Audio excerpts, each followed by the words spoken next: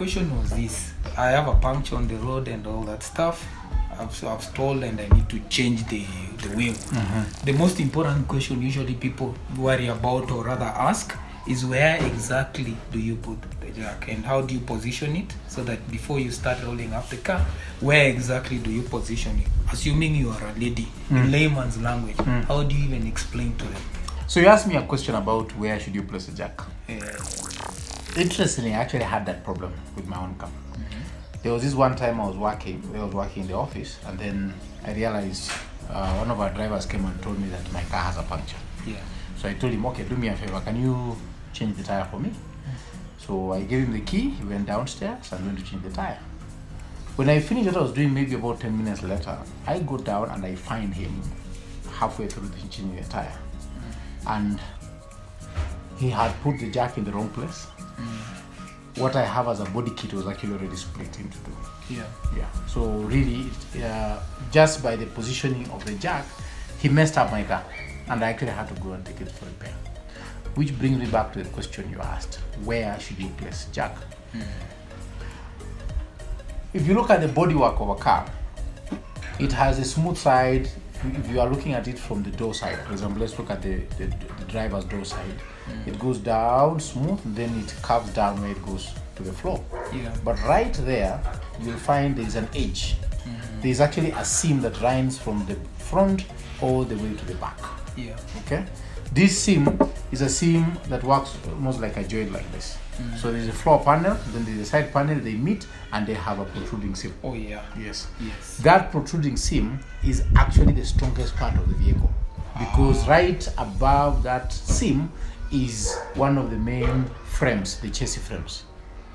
Okay. So anytime you want to place a jack, you should place there. And the way jacks have been designed, they have been designed specifically to make sure that you can hook there and it doesn't move. I'll give you an example. We have a jack here. This is a typical jack. This is actually a jack from your Demio. Okay? And this is a jack. It has a slot here. This slot is meant to hook into that seam. Okay? That ensures, number one, is that you have the jack at the right place, and you'll notice the slot is not in the middle. It is tilted one side. I was about to ask you. So you put the bigger side to the inside the car. Then the smaller side to the outside. And you make sure the seam is in the middle here. Interesting. That's where the jack is the most stable. So if you are hooking your car up there and it's on a flat surface, okay, you are sure, one, the jack is not going to slip under and the car cannot slip out. Because once the seam is hooked in here, it is hooked perfect. Okay. If you have it there, you can go ahead and jack up your car. You know that it is safe. Okay. So you are on the roadside, just hook it like that, jack up your car, replace the tire, remove another one, and then remove back the jack. Wow. Okay. You will notice the vehicles which come with what they call an extra body kit.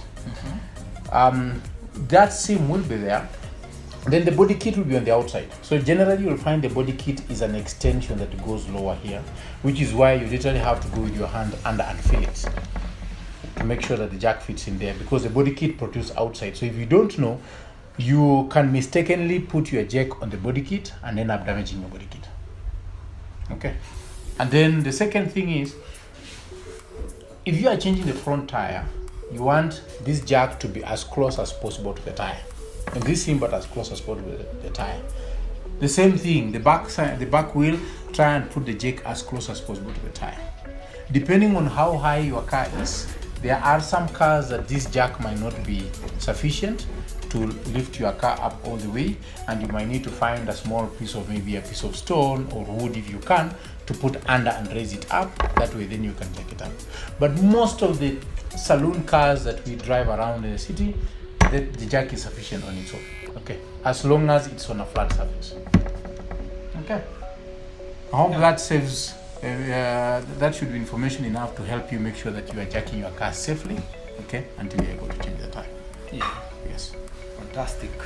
Jacking and removing the wheel. Once you have put back a new wheel, try and make sure all the nuts are properly tightened before you drop down the jack. because if you drop down the jack before you tighten them correctly, what will happen is the wheel tends to sit on the outside a little bit. So you will tighten thinking this wheel is tight, but actually when you start moving it loosens up. So you need to make sure you tighten it when the wheel is still up. You're sure that it is very firm before it drops down. Interesting. Okay. Yeah, good lesson.